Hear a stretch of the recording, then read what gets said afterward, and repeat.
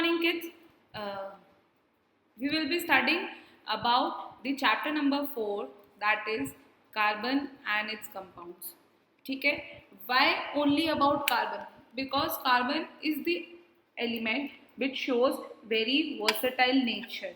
Okay, before that we will be studying that how much amount of carbon is present in our surroundings. See, carbon is present in 0.02% in the form of minerals. Okay, and it is present 0.03% in air, or we can say in the atmosphere. ठीक है? Though it is present in such a small amount, still it is very important for us. Okay, carbon is very much important element for us, but before that we will be studying why it shows the versatile nature. It shows the versatile nature because of its atomic configuration. उसका जो atomic configuration है उसकी वजह से carbon जो है it shows versatile nature. अब वो कैसे, that we will be studying here. See, carbon atomic number is 6. Okay, and we know that for making an atom, ठीक है, एक एटम बनाने के लिए what is useful, we have the nucleus. ठीक है, फर्स्ट ऑर्बिट में कितने इलेक्ट्रॉन्स होने चाहिए? कंपल्सरी 2. ठीक है, सो इसका इलेक्ट्रॉनिक कॉन्फ़िगरेशन बनता है 2,4.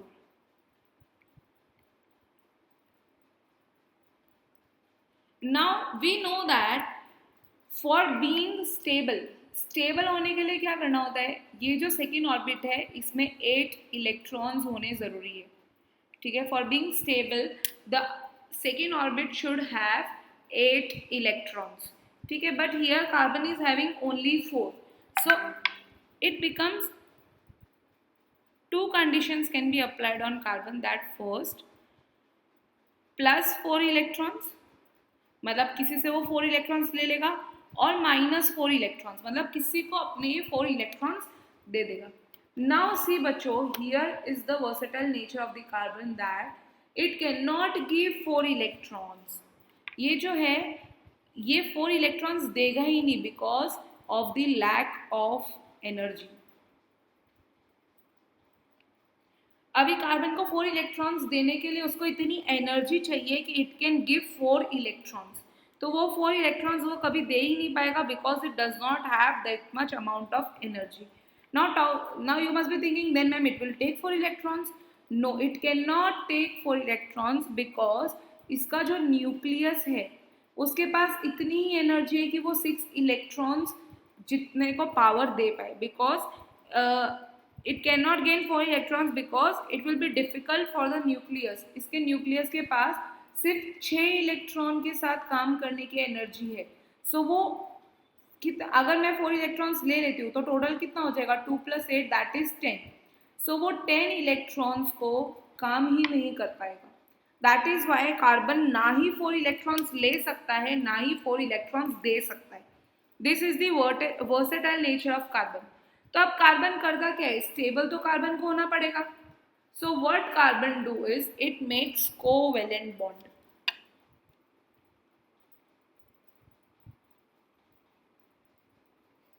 एक होता है माइनस इलेक्ट्रॉन्स, मतलब हमने इलेक्ट्रॉन दे दिया. एक होता है प्लस इलेक्ट्रॉन, मतलब एक एलिमेंट ने इलेक्ट्रॉन ले लिया.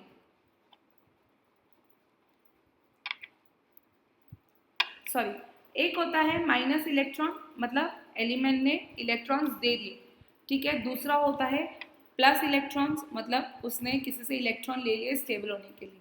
और एक होता है कोवेलेंट बॉन्ड. कोवेलेंट बॉन्ड मतलब शेयरिंग ऑफ इलेक्ट्रॉन्स. कोवेलेंट मतलब शेयरिंग ऑफ इलेक्ट्रॉन्स. अब ये शेयरिंग ऑफ इलेक्ट्रॉन्स होता कैसे है? The bond formed by mutual sharing of electron pairs between 2 atom in a molecule is known as covalent bond. जब 2 atom जो है, 2 मॉलिक्यूल जो है, उनके एटम्स एक दूसरे के साथ पेयरिंग कर लेते हैं, then that is known as covalent bond. For example मैं अगर बोलूँ CH4, CH4 एक एलिमेंट है। अब कार्बन के पास कितने एटम्स बचे हुए रहते हैं? 4। हाइड्रोजन के पास कितना होता है? 1 होता है, ठीक है। हाइड्रोजन के पास 1 इलेक्ट्रॉन्स ही होता है। तो अब कार्बन क्या करता है? वो चार हाइड्रोजन के साथ पेयर बना देता है, ठीक है। 4 हाइड्रोजन के साथ पेयर बनाया। सो इसको क्या बना, हाइड्रोजन को भी अपनी ऑर्बिट कंप्लीट करने के लिए 2 इलेक्ट्रॉन्स चाहिए थे और कार्बन को अपनी ऑर्बिट कंप्लीट करने के लिए 4 इलेक्ट्रॉन्स चाहिए थे। तो कार्बन की भी ऑर्बिट कंप्लीट हो गई, हाइड्रोजन की भी ऑर्बिट कंप्लीट हो गई। So this is your covalent bond, कि जिसमें दो मॉलिक्यूल्स एक दूसरे के साथ म्यूचुअल शेयरिंग करते हैं इलेक्ट्रॉन्स का, and they become stable, that is known as covalent bond. Okay, now you would be asking ma'am covalent bond को शो कैसे करते हैं? So for showing it we have types of covalent bond. Types of covalent में होता है first single covalent bond.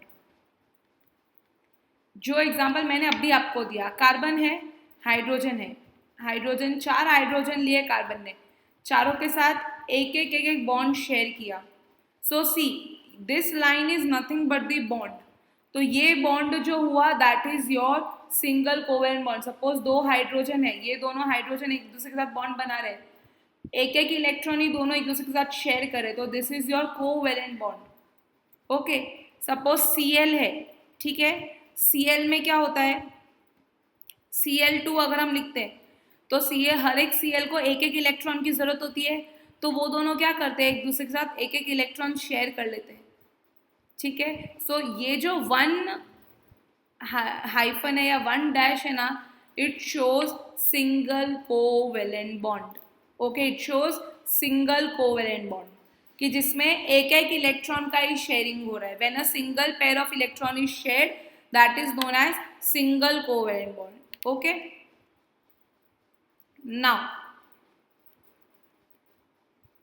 now second is double covalent bond. Last one I hope.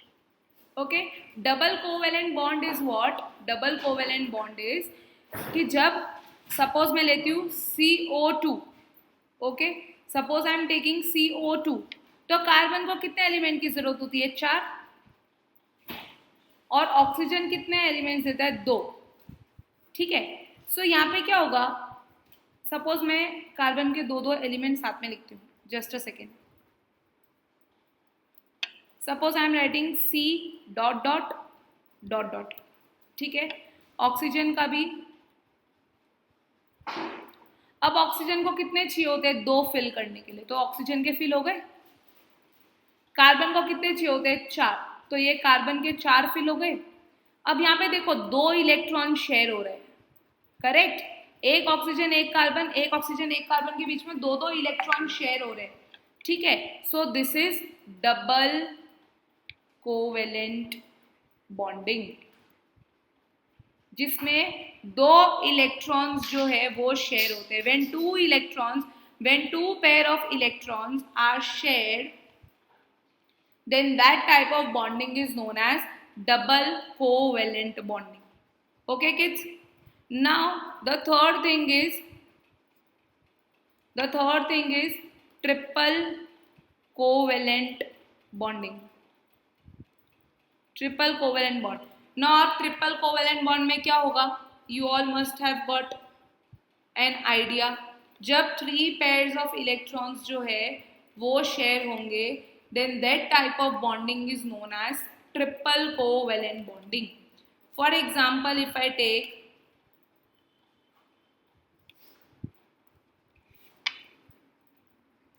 N2 है, N में हमेशा 3 इलेक्ट्रॉन्स की कमी रहती है,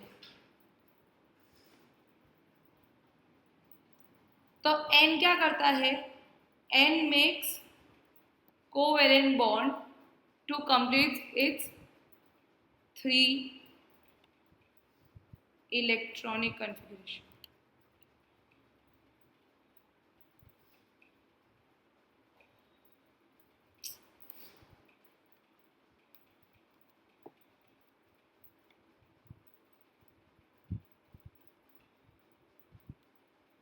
ये वीडियो एडिट हो जाएगा मेरा?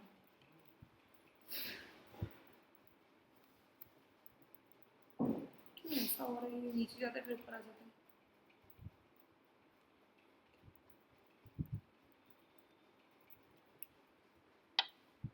So what will it make? Okay, so N2 will be making triple bond covalent ship, मतलब 3 इलेक्ट्रॉन शेयर हो रहे हैं. Okay, now we'll be studying electron dot structure. जो मैं ये डॉट्स बना रही थी ना, that is known as electron dot structure. Now what is electron dot structure? For example, we take the example of hydrogen. Hydrogen के पास कितने atoms होते हैं? 1. तो मैं यहाँ पे 1 डॉट लगा दूँगी. ठीक है. Generally we are talking the example of H2. ठीक है. सो एक और H हो गया, तो इन दोनों का प्लस हो रहा है. What will it give? एक हाइड्रोजन है, दूसरा हाइड्रोजन है, इसका भी ऑर्बिट फिनिश हो रहा है, इसका भी ऑर्बिट फिनिश हो रहा है.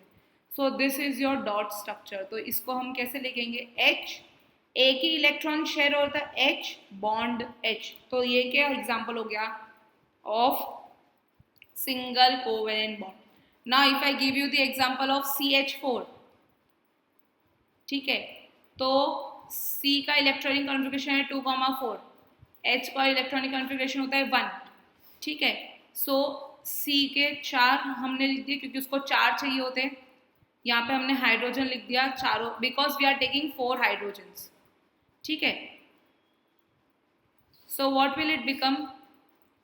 ये देखो, हाइड्रोजन की ऑर्बिट फुलफिल हो गई, करेक्ट. दूसरे वाले हाइड्रोजन की ऑर्बिट फुलफिल हो गई, तीसरे वाले हाइड्रोजन की ऑर्बिट फुलफिल हो गई, चौथे वाले की फुलफिल हो गई. ठीक है. अब कार्बन को देखो, कार्बन के 4 एलिमेंट्स तो थे, 4 एटम्स तो थे, और 4 उसको किसने दे दिए? हाइड्रोजन ने. So this is your electron dot structure, जिसमें हम डॉट की हेल्प से बताते हैं. अब देखो यहाँ पे सिंगल बॉन्डिंग है, सो आप इसको ऐसे भी लिख सकते हो, C सिंगल बॉन्ड H. अगर आपको डॉट नहीं बनाना है तो you can show it with the help of bond also. और ये भी एक एग्जाम्पल हुआ सिंगल कोवेलेंट बॉन्डिंग का. ठीक है. अब एक डबल कोवेलेंट बॉन्डिंग का एग्जाम्पल लेते हैं, जैसे CO2. सेम कार्बन का इलेक्ट्रॉनिक कॉन्फ़िगरेशन 2,4, ऑक्सीजन को होता है 2,6, मतलब ऑक्सीजन को 2 की जरूरत है और कार्बन को 4 की. So I can write carbon 1 2 3 4 plus 2 oxygen plus करने. So what it becomes? C double double. Okay. Oxygen. अब देखो, ये वाले ऑक्सीजन को 2 की जरूरत थी, वो उसका यहाँ से फुलफिल हो गया. ये वाले ऑक्सीजन को 2 की जरूरत है, वो यहाँ से फुलफिल हो गया. कार्बन को 4 की जरूरत है, तो वो पूरा ऐसे फुलफिल हो गया. So this is your electron dot structure. और इसको आप बॉन्डिंग के नाम पे कैसे लिख सकते हैं? O के साथ 2 इलेक्ट्रॉन शेयर किए, और ये वाले O के साथ भी 2 इलेक्ट्रॉन शेयर किए. You need not to have to write O dot dot C dot dot O. No, this is wrong. You can directly write एक C with 2 O because you are using 1 C with 2 O's. Okay. Now you are given the melting point and boiling point of few compounds in your textbook. So kindly go through those compounds, because physical property of these compounds we need to study that organic compounds, all the organic compounds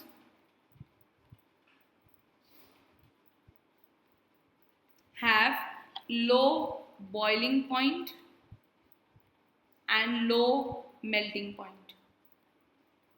Low boiling point and low melting point. Why? Because they have weak force of attraction. Because they have weak force of attraction means their intermolecular force is very weak. They don't have much intermolecular force. Now most carbon compounds are poor conductor of electricity. Mostly carbon compounds जो भी होते हैं, they are poor conductor of electricity. Because why they are poor conductor of electricity? Due to the absence of free electrons, क्योंकि इसमें free electrons नहीं होते इसलिए, और free electrons and free ions इसमें प्रेजेंट नहीं होते. That is why mostly carbon compounds are the poor conductor of heat and electricity.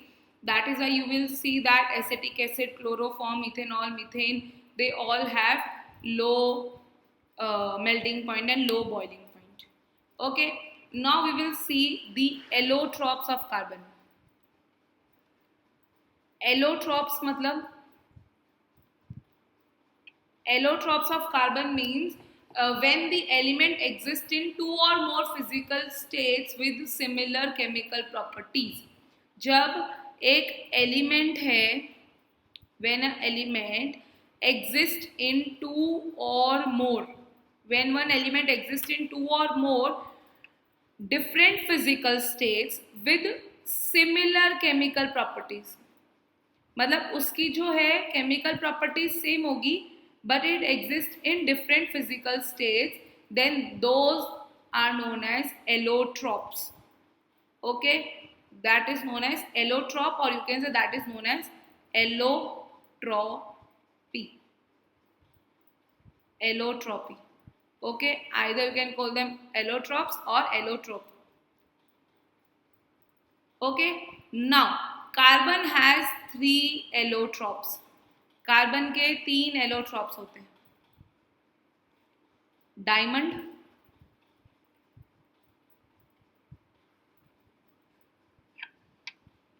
Graphite,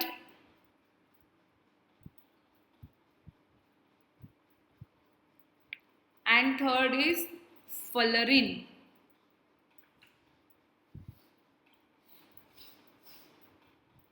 These 3 are the allotropes of carbon. Allotropes means इनकी properties, chemical properties are similar to carbon. For when we talk about diamond, in diamond atom is bonded to 4 other atoms of carbon forming 3-dimensional figure. मतलब diamond में कैसा है कि एक carbon atom जो है वो 4 कार्बन एटम के साथ बॉन्ड में होगा और वो 3-डायमेंशनल फिगर बनाता है, 3-डायमेंशनल स्ट्रक्चर बनाता है. Because of that bonding diamond is the hardest substance and it is the insulator. Hardest substance भी है और इंसुलेटर भी है. हार्डेस्ट सब्सटेंस भी है एंड इंसुलेटर भी है. Okay, and if generally diamond is used for drilling rocks and cutting. Rock को ड्रिल करने के लिए या कट करने के लिए ये जनरली यूज होता है. And it is also use for making jewellery. ठीक है, तो again we will see what is diamond. Diamond में एक कार्बन एटम जो है वो 4 कार्बन एटम के साथ बॉन्ड होके एक 3-डायमेंशनल स्ट्रक्चर बनाता है. That is why it is the hardest substance and it is the insulator. And it is used for drilling rocks and cutting and also for making the jewelry. Now talking about graphite. Graphite एक carbon atom 3 दूसरे carbon atom के साथ bond में होता है. ठीक है, 1 carbon atom is bonded to 3 other carbon atoms and graphite is good conductor of electricity and it is generally used as lubricant. It is the good conductor of electricity and it is used as lubricant. Okay, now fullerene एक ऐसा allotrope है जिसमें carbon का cluster होता है. मतलब एक carbon atom के साथ 60 कार्बन एटम्स का बॉन्ड बनाया जाता है. 60 कार्बन एटम्स एक दूसरे के साथ ज्वाइन किए जाते हैं और एक स्फेरिकल मॉलिक्यूल बनता है and it is a dark solid at room temperature. Fullerene is a dark solid at room temperature. So this was about the allotropes of carbon, that diamond, graphite and fullerene are the allotropes of carbon. Diamond is the hardest substance. It is the 3-dimensional structure in which 1 carbon atom is attached to 4 carbon atoms. It is the insulator and it is used for drilling rocks and cutting and for making jewelry. Graphite, 1 carbon atom is bonded to 3 carbon atoms and it is good conductor of electricity. Fullerene Fullerene is the allotrope of carbon containing cluster of 60 atoms joined together, and they make a spherical molecule, and it is dark solid at room temperature. Now this much for today, and we will be continuing it in the next class. Thank you.